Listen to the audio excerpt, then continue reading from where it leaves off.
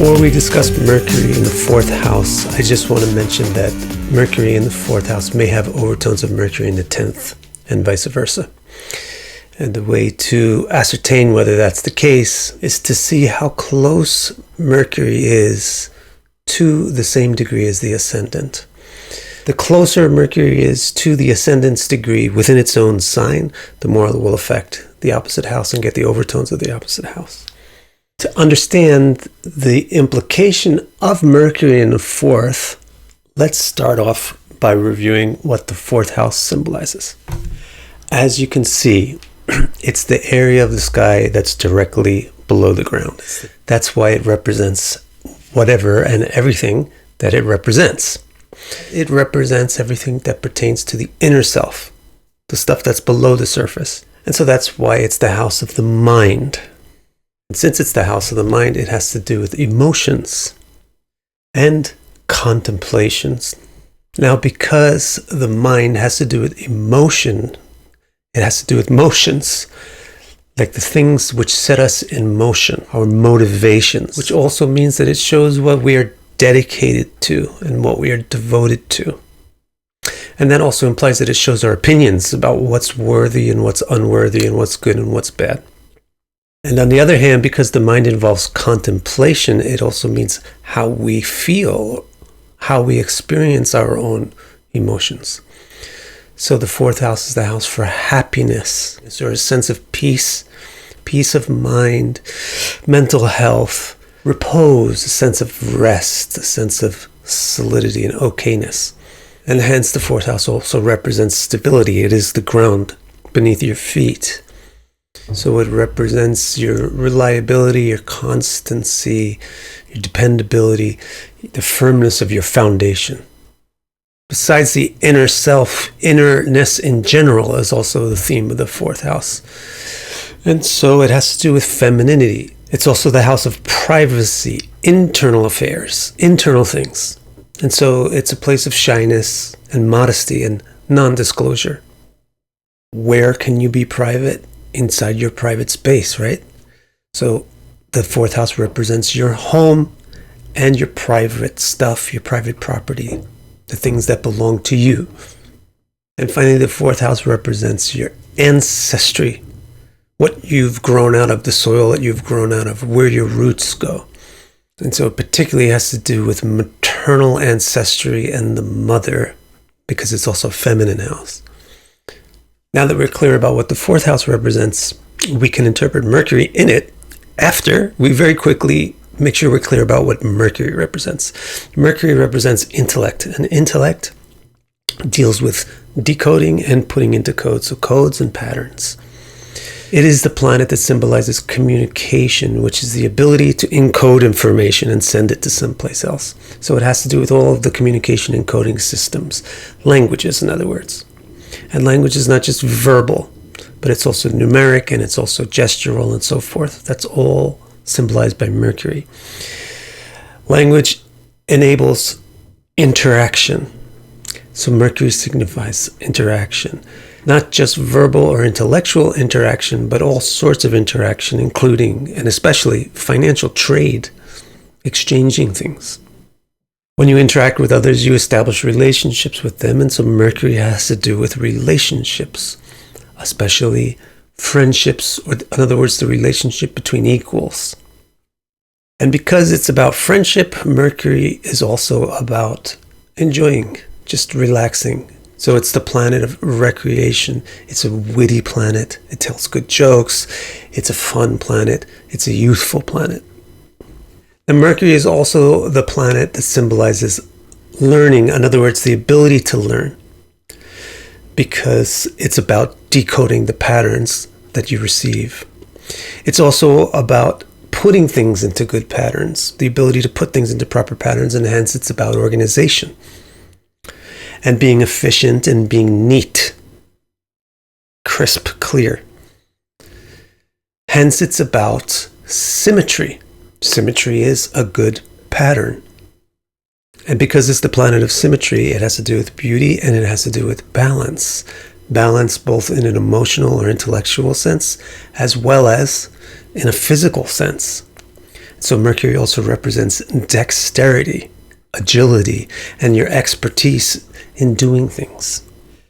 So now that we're back up to speed or refreshed about what Mercury represents and what the fourth house represents, we can pretty easily describe what Mercury symbolizes when it's in the fourth house. All that we really need to do is take the symbolism of Mercury and put it next to the symbolism of the fourth house and look for things that stand out together. Look for things that connect. For example, Mercury is the planet of intellect and the fourth represents the mind.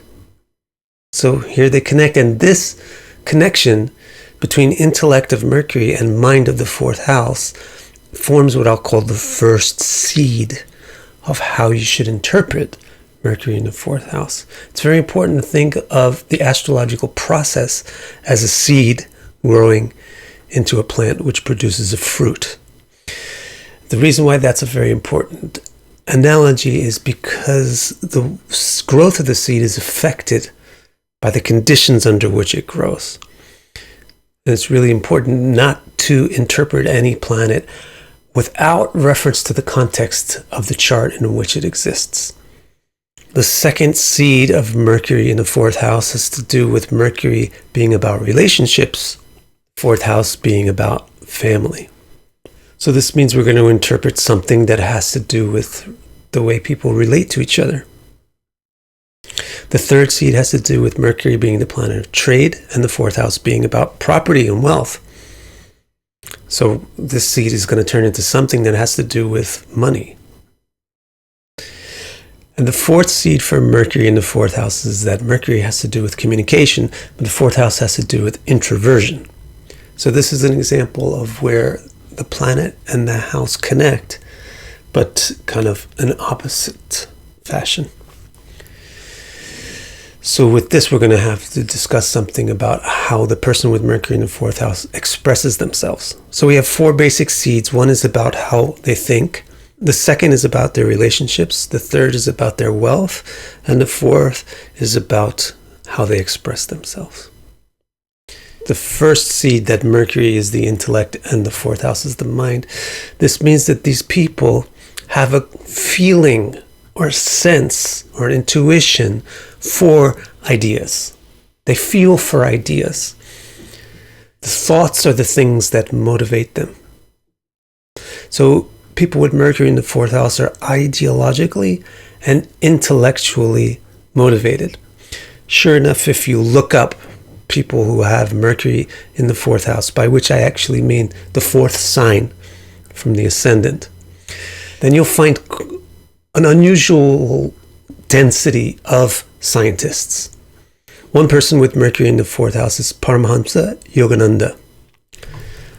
He's very motivated by ideology. So let's take a look at his chart for a second to understand the growth of the seed within the context of the soil.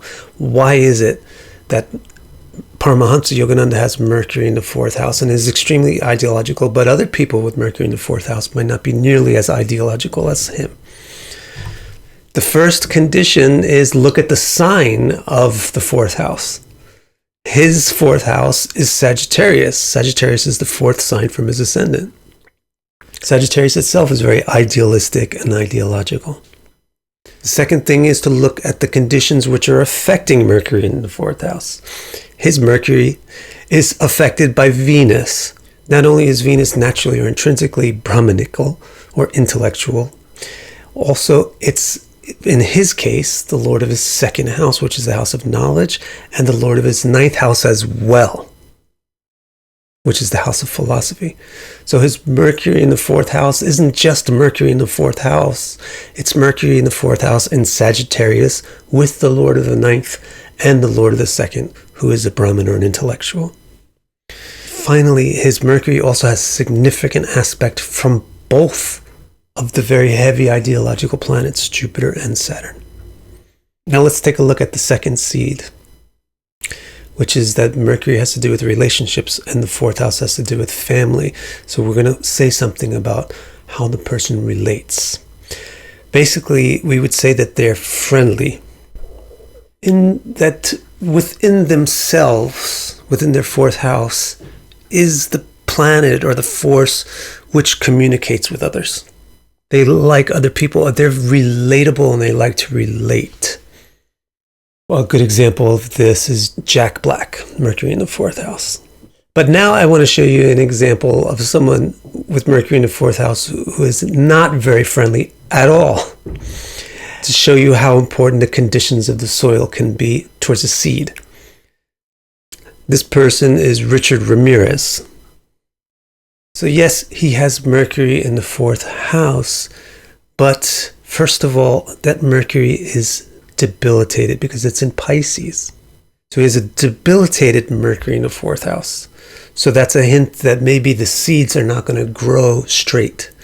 Maybe the seeds are going to grow crooked or down or weak or something. Much more significantly than even his Mercury being debilitated is the fact that it is exactly conjoined Ketu. And Ketu symbolizes unusual behavior. And even on top of that, it is also conjoined to the moon. Putting the intellect in the fourth house gives it a sense of being intuitive, but also putting the moon there kind of pushes it over the edge into being irrational. So we certainly shouldn't jump to the conclusion that somebody with Mercury in the fourth house is going to be a serial killer like Richard Ramirez.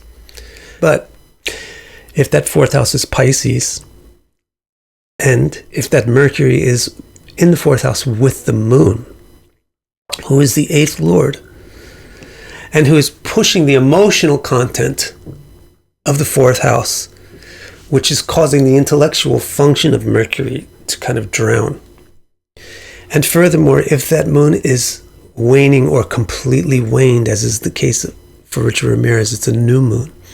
But most of all, if that Mercury is exactly conjoined Ketu, then you have a very suspicious, mentally disturbed chart. So now you can see how sometimes a seed may grow in the opposite direction than what it normally grows.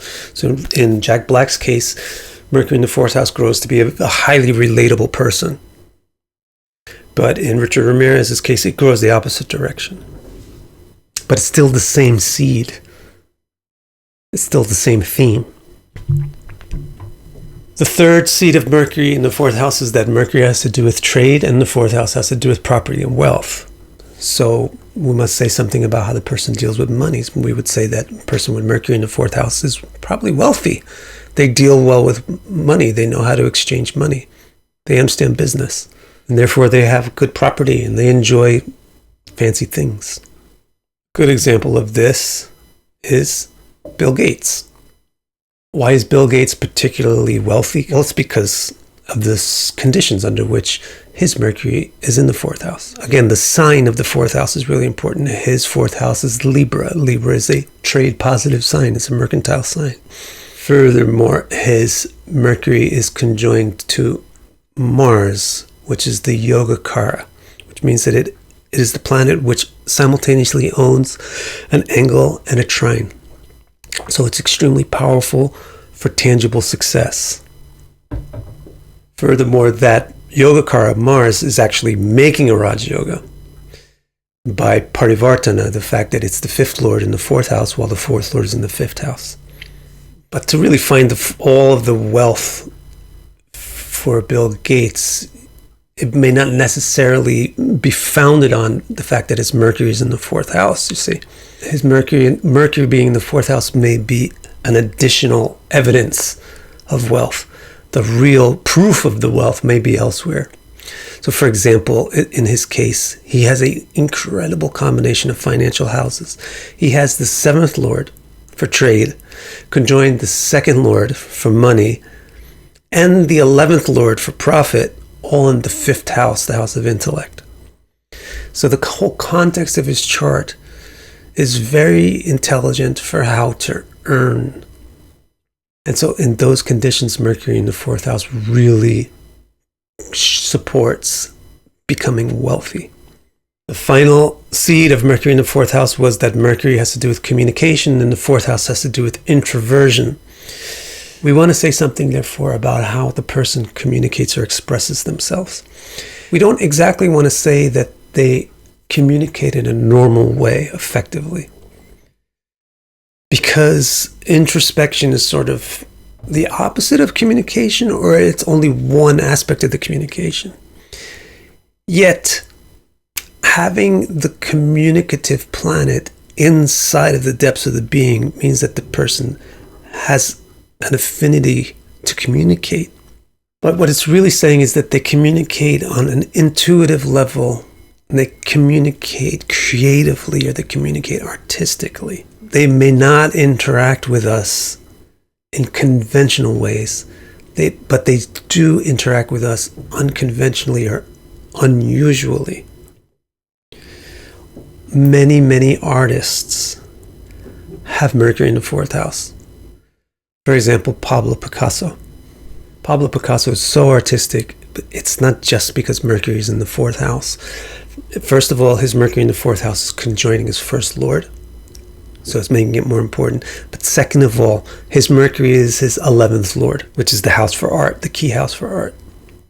And Mercury is exactly aspected by his fifth lord, which is another artistic house. So whenever I talk about artists in any of my videos, you always hear me talk about the importance of the third, fifth, and 11th, and somewhat the fourth.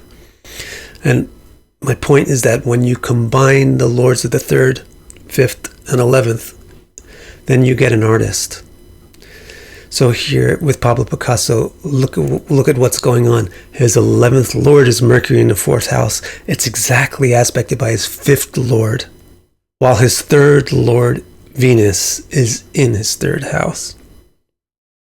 So now I think that you have a good understanding of what Mercury represents in the fourth house, and you've also seen a few examples of how to consider the chart in which Mercury is in the fourth house, so that you can understand what seeds will grow, how well, and in what direction. If you want to understand the whole context of your chart, the soil in which your interpretive seeds grow, then visit my website, vicdecara.com, and click Readings. My complete chart report explains each and every nook and cranny of your chart and will keep you occupied in self-discovery for years. I also have two groundbreaking new reports. The first of these, Your Nakshatra, organizes your active nakshatras in order of their importance to you and presents the fundamental interpretations for the planets that occupy them. And the newest report, Star Strength, uses a system called Tara-Habala to unfold 90 interpretations of the nuanced relationships between all the planets in your chart, which paints a rich and detailed picture of how your various strengths cooperate or compete with each other.